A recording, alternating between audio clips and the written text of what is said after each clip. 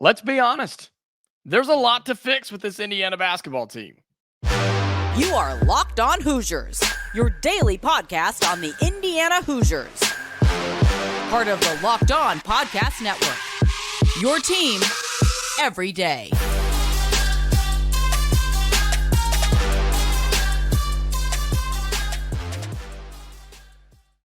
Welcome in. It is the Locked On Hoosiers podcast. I'm your man, Jacob Goins, with you on another episode. Today's episode is brought to you by Game Time. Download the Game Time app, create an account, and use code LOCKEDONCollege for $20 off your first purchase. I appreciate you making Locked On Hoosiers your first listen each and every day, part of the Locked On Podcast Network, which is your team every day.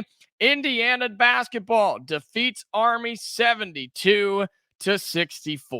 And let's be honest, there is so much to fix with this team. Holy smokes. I mean, this was another game where Indiana was favored by 20 plus points. They should have, I said this was a game to get right for Indiana, right? This was a chance for this team to get better. And oh my gosh, they did not get better by any means. And we're going to break it all down here on the show today. Indiana defeats Army 72-64 on Sunday at Assembly Hall. Want to go through some of the numbers with you as the Hoosiers, they're 2-0. I mean, you can say that. They're 2-0. It's not the prettiest 2-0 I've ever seen in my life for a basketball team, but there are some college teams and programs out there that would very, very much take a 2-0 record that Indiana basketball has. But let's go through some of the numbers first for Indiana. Your starters, and I think these are going to be your starters pretty much throughout the year. Renew, Mgbako, Ware, Galloway, and Johnson. It was Kel'el Ware, your leading scorer tonight with 20, or leading scorer in the game with 20 points. You had Xavier Johnson with 19, Malik Renew with 14. Your other two starters, Galloway with just 5, and Mgbako with just 2. Your bench points, you got a little bit more production, but not a whole lot. You had Gabe Cupps with 5.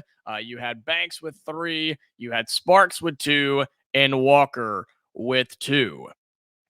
And when you look at what happened with Army, give credit to Curry, man. And what did we expect with a guy whose last name is Curry? We should have expected him to go off for 20 points, 4 of 8 from downtown, and 8 of 13 from the floor and be the best player for Army. We should have expected that. He has the last name Curry. Come on now. He had 20 points, and Barker had 14. There's so many things to fix with this Indiana team. I don't even know where to start. I mean, the first half, it was another slow start. It was another sloppy performance throughout the entire game. It was another sloppy performance. Indiana offensively was slow, non-productive, had no real momentum, no real movement, no real offense, to be completely honest with you. Defensively, they are still losing three-point shooters and overhelping on the basketball. Why? Indiana is so concerned with the team driving to the basket that they're overhelping every time somebody has the basketball on the perimeter. So what happens? There's a guy guarding the basketball. This help defender comes over, and not even a real double team. He just shows up to say he did so, and then they're passing the basketball to the open player. And a team like Army, who is one of the worst offenses in college basketball, shot the 3 pretty darn well. Let's just be real. They shot it pretty well, given the team that they are and given the offensive and the lack of production they've had this season. Army shot just 39%, but they shot 34% from downtown. That's pretty good for them. And they could have made a lot more. Indiana gave them a lot more opportunities. We'll start with the offense. Those are the two glaring things from each one. Okay, but we'll start with the offense. I don't know why, with the talent that you have and the skill that you have and the experience that you have, that Indiana's half-court offense is just non-existent. They figured it out a little bit in the second half, and we're going to get to that. They figured it out a little bit in the second half, but overall, there's just no offensive production. It doesn't seem like there's any real game plan or strategy here. They come down the floor, they pass it once or twice, and in this game's instance against Army, half the time they turn the thing over. They just turn the ball over. And most of the time, Army didn't have anything to do with it. They had nothing to, did not cause most of the turnovers that Indiana had in this basketball game. And Indiana had 18 turnovers in this game. I would say at least half were just Indiana throwing it away, bad pass, lazy pass, too difficult of a pass, right? Trying to feed it into windows that aren't there, or just lazy passes on the perimeter, and Army just wanting it more. And let me say this too. It's crazy I'm saying this about a Mike Woodson head coach team. Army wanted the win more. They wanted it more in this basketball game. They just did. That can't happen at Indiana. Folks, that cannot happen here. And Army wanted it more.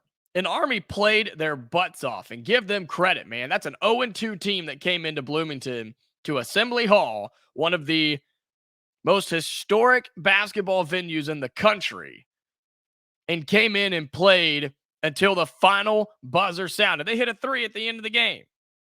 They never gave up, and they were in it the entire way. So why can Indiana offensively not move the basketball with some purpose? Move the ball around and get it inside, which is what they started to do in the second half. They figured out, oh, hey, this Kel'el Ware kid's pretty good. Let's get him the basketball and see what he can do. And he ended up being pretty much your go-to guy in the second half. And again, we're going to get to him in just a second. So the half-court offense continues to be abysmal. The shooting wasn't bad, right? I think that's a positive if you want to take one out of it, is Indiana shot 58% from the field. You shot 25 of 43, but here's the problem. You only shot it 43 times. I know that sounds like a lot. Army shot it 61 times. So no, Indiana, they're not missing a whole lot of shots. They're actually making a good amount of them. They're just not getting a lot of shots on possessions. How about the half court or the transition points, transition buckets? They had 2 or 3 all night. They're not forcing turnovers, and when they are getting turnovers, they're not live ball turnovers. And what I mean by that is the steals and runouts. They had some, but then when they do, they play one-on-one basketball rather than passing it and trying to get dunks and layups and even threes in transition. And I know this team is not a three-point shooting team by any means for Indiana. They're 4 of 11 in this game for 36%. But something has to change. There has to be a little bit of urgency with this offense in the half court and in transition as well.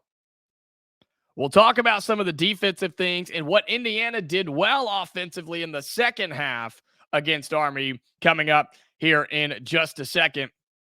Today's episode is brought to you by Game Time. Game Time is a wonderful app and site where if you don't want to deal with the ticket buying experience and the stresses of ticket buying and last minute ticket buying for events, concerts, sporting events, what have you, Game Time is where you want to be. I can't tell you how many times I've had it where you're trying to buy a ticket, you don't know if you can trust it, you don't know where you're at, especially at a new venue, and you just don't know if what you're getting is worth the money. Well, with Game Time, you can go in and get those last-minute tickets with flash deals, even zone deals based off of where you're sitting sometimes. It's easy to find and buy tickets for every kind of event in your area. You can see the views from all the seats in the venue, which is my favorite part about Game Time. And it is the only ticketing app that gives you complete peace of mind with your purchase. You can see the view from your seat.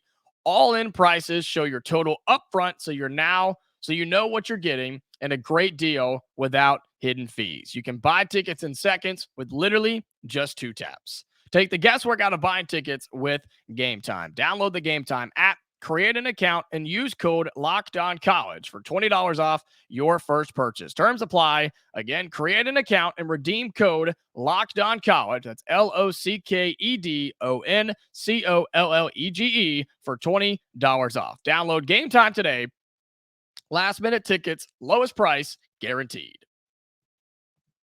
And also want to remind you, as we have all football season long, that college football season, as we get here in the home stretch, we're going to talk about Indiana football coming up here in a little bit. Locked On is continuing our coverage with Locked On College Football Kickoff live each Friday. Locked On will go live at 11 a.m. Eastern every Friday on every Locked On College YouTube channel. College Football Kickoff Live will cover playoff implications, the conference rivalry games. We know we got some big ones coming up in the Big Ten, and go in-depth like only Locked On can, including insight and analysis from our stable of Locked On College hosts covering their team every day. Find Locked On College Football Kickoff Live every Friday at 11 a.m. Eastern Time on any Locked On College YouTube channel. You don't want to miss it. Indiana defeats Army in their second game of the season, 72-64. We talked about the offensive struggles, especially in the first half and in the half court.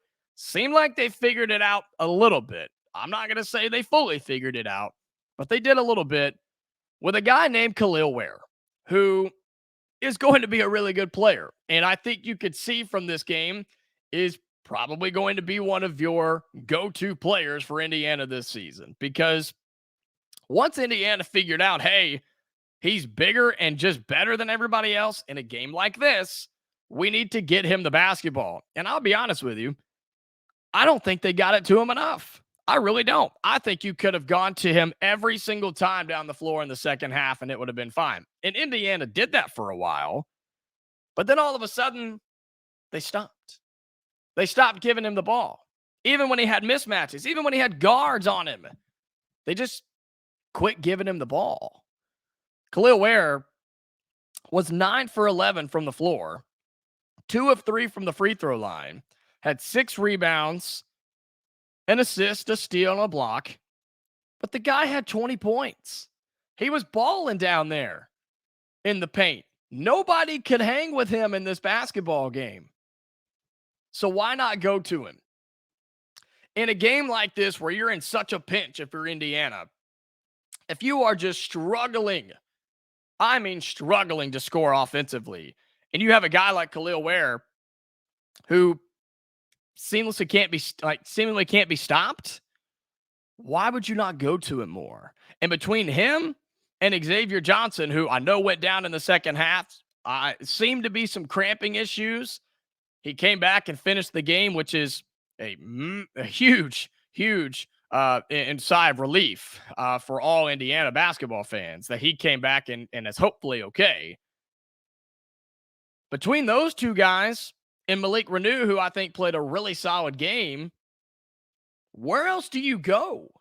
Where else are you going to get points from this team? Mackenzie Mgbako, another disappointing game. I know we're only 2 in, but this dude's a 5-star freshman. And it just seems like it hasn't all clicked for him yet. And I don't think Indiana's using him properly either, just to be honest. The one shot he made was pretty. He's got a good-looking stroke. I've said that. But he's 1 for 2. He was out here running for fun. He was 1 for 2, had a couple of rebounds, a steal, 2 turnovers, a foul, and 2 points. That's not going to get it done. That's not good enough to be in the starting 5 at Indiana. It's just not. Your other one, Trey Galloway, one of your experienced veterans on this team, had 5 total points. Had 5 points and 2 turnovers. 3 assists. I like that, but that's it. And there's the story right there. Holy smokes, there's the story right there. I'm looking right at it. Indiana had 16 total assists. That's not a high number. It's higher than I thought, I guess, watching it live, but that's not great by any means. Indiana's playing individualistic basketball. And outside of Mgbako, Ware, and Johnson, where do you go for offense? Because we saw Mike Woodson do almost a platoon type thing in this basketball game where he took 5 off and put 5 on, take the starters out and let the bench run for a little bit. It led to Army having a big run in this basketball game, which kept them around. I don't know why. I get it because it's a game where you're supposed to win by 20. So you're trying to figure some things out. But man, it wasn't working. And at the end of the day, I don't care if you're favored by 20 points. I don't care if it's only the second game of the season. You still got to win. You still have to win the game. And it just wasn't working with the 5 bench players playing. Now, Gabe Cupps had the most minutes off the bench, and I think that is a good thing. You can tell again, we've talked about him being a fan favorite. He is going to be crucial to this basketball team. He's never going to go out and drop 30 points. He'll have some games where he gets in double digits, and Indiana's probably going to need it. But you can feel his energy, especially defensively and hustle-wise. You can feel that when he's in the game, which gives somebody like Xavier Johnson, gives him a chance to take a breather. Or if he's cramping up, which what it seemed like he was doing in this game, gives him a chance to get right. But outside of Gabe Cupps, nobody on the bench did anything. They just didn't. I like to see Sparks. I think he could be special. He's a transfer that I think could play, and he saw his first action in this game of the season. But the problem is Indiana going to use him properly? I think that's what this all comes down to, offensively and defensively, really. Is Indiana going to use their players properly in the way to make them the most successful and to make Indiana the most successful? Through 2 games, I'm not seeing it. I'm not seeing it. And to go back to the defensive conversation, why are we not just playing man-to-man and sticking everything? It's almost like they're trying too hard to switch and overhelp. That's where they're getting beat. They're overhelping on the basketball for absolutely no reason. None. What that tells me is you don't trust whoever it is guarding one-on-one. You don't trust your players to guard one-on-one. So the coaching staff is telling them, okay, go and help. Don't go all the way. Don't double team, but be there just in case he gets beat. Oh, you're a defender? Yeah. Or you're an offensive player? Don't worry about him. We'll deal with him when we can. Indiana on defense is constantly running, constantly shifting, and constantly recovering on the defensive side of the floor. You can't do that against good teams. You can't do that against bad teams. And Army's a bad team. Nothing against them at all. They're 0-3 now. They played a really good game, and they should be proud of themselves. And the Curry kid had the game of his life. I know they said that during the game. He did. He had the game of his life. 20 points and 4 of 8 from downtown. And he almost beat Indiana single-handedly. But you can't do that on defense, man. Let your guys play. Let your guys go one-on-one. And if they get by, that's what the monsters like Kel'el Ware and Mackenzie Mgbako are for. That's why they're there defensively. They're trees in the paint. Let them be there. Let them do their job. Instead, Indiana is giving up wide open threes. Not even contested. I mean, wide open threes. And against a team like UConn that you play in the next 2 games, you will get beat by 30 points if you keep doing what you're doing if you're Indiana. I'm talking offensively. I'm talking defensively. I'm talking in transition. I'm talking getting pump faked and flying after the basketball for absolutely no reason and just losing defenders and lazy passes. I'm frustrated. I am very, very frustrated. And I know you are as well. I hope you can hear it in my voice or see it on my face. This has such potential to be a good basketball team for Indiana. The talent is there. And gosh, I know it's early, but they've got to get this thing figured out because non-conference schedule is about to punch them in the mouth, and they're not ready for it. They're not. They are not ready for teams like UConn and Kansas and Auburn. They're not ready for Big Ten play with Michigan and Maryland early on. And so much of it is just fundamental basketball. Moving it on offense, staying in front of your guy on defense. And in this game in particular for Army, they should have never gone away from Kel'el Ware in the second half. Never. He could have had 35. And Indiana would have at least gotten out of the game somewhat stress-free down the stretch. But under the last media timeout, the under 4 minutes, this was a ball game. And there was a legitimate chance I was going to have to come on this podcast and talk to you about Indiana being 1-1 and dropping a game to Army. That shouldn't happen. I'm concerned.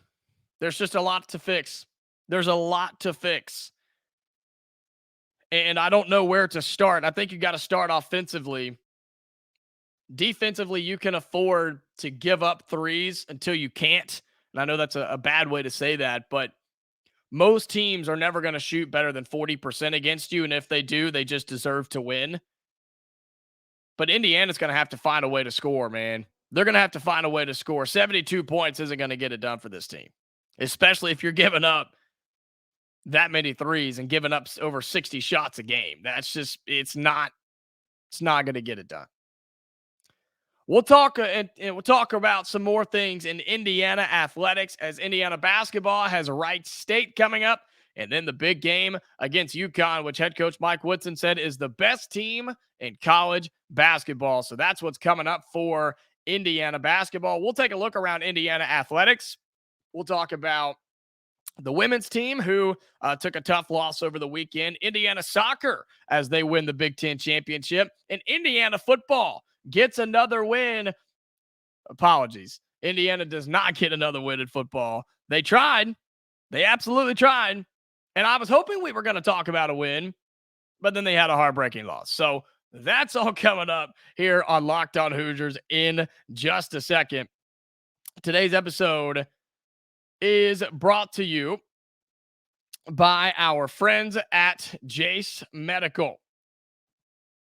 We spend a lot of time talking together here, you and me, and we get fired up on wins and losses and some wins that feel like losses and talking about who starts and who sits. I'm thankful for the connection that we have, and today I want our chat to be a little bit more personal. I just learned that you can get a 1-year supply of ED medications. You realize what that means? Bring on extended travel. You can go on the next if a natural disaster happens, or you can be prepared for the next supply chain issue. You are covered, my friend.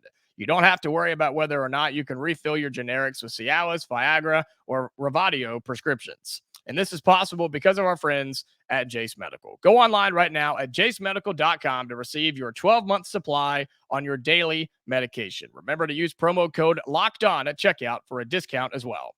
A verified customer had this to say about Jace Medical. It says, quote, "I'm thankful for this service. Supply chain issues caused me to cut pills in half to have it. I order most of my daily meds with a year's supply. I also ordered my antibiotic kit. I feel secure now. Prices are lower than local pharmacies. I highly recommend this for everyone," end quote. If you or someone you love would get some peace of mind by having a year's supply of any daily med, go to jacemedical.com. That's J-A-S-E medical.com to see if it's offered for you. Remember to use promo code LOCKEDON for $20 off of your purchase. Well, let's take a look around Indiana athletics as we'll start with football in a game where I thought they were going to win. I did. I thought Indiana football was going to do it. And we talked about this on Friday. This was another game where Indiana absolutely could have won. It was a chance to keep the ball rolling a little bit, right? It was a chance to keep up the momentum down the back stretch of this season. And the defense they played like they have all year. Let's just be real. And it just fell apart, man. Indiana started off so good. Brennan Sorsby looked so good, right? On offense, he did his job. The offense did their job. They put up 45 points in the overtime loss to Illinois 48-45. If this Indiana offense ever puts up 45 points, they should win games. If any offense in college football puts up 45 points, you should be winning games 95% of the time. And that just didn't happen in this ball game. Indiana loses on the road to Illinois 48-45. And this is one of those that was a heartbreaker because you fought the whole way, you had chances to win, and then you basically have to settle going to overtime. You start on the 25 and you don't really move the ball, right? You didn't move the ball, and you take the free field goal that college football gives you in overtime rules. And then very early, you let Illinois go, strike for a touchdown, and that was all she wrote, right? Heartbreaking loss for Indiana. Again, you've heard me say this before. I hate losing winnable games. I hate losing winnable games, and that is exactly what this was for Indiana, was a winnable game. Sorsby, quarterback for Indiana, had 22 of 23 for 289, 3 touchdowns. He did have the interception. You let John Paddock, the opposing quarterback for Illinois, have an absolute day. 500 yards, 4 touchdowns, an interception as well. But throwing for 24 of 36 and that many yards is ridiculous. You let them throw the ball. You let them run the ball. I mean, Illinois they had a 200-yard receiver. Do you realize that? A 200-yard receiver in college football. That's absolutely insane.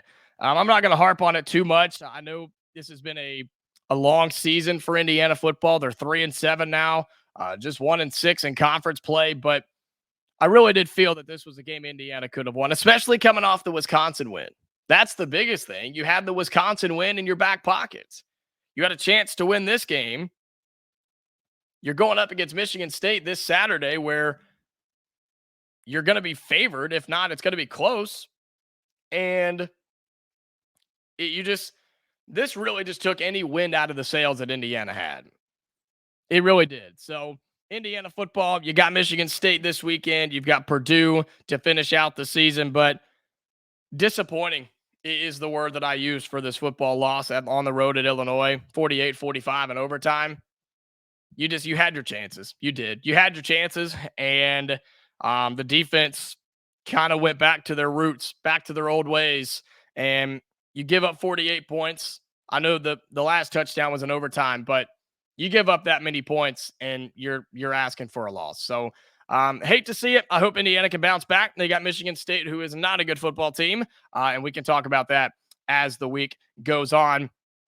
Want to update you on a couple of other scores and results from over the weekend when it comes to Indiana athletics.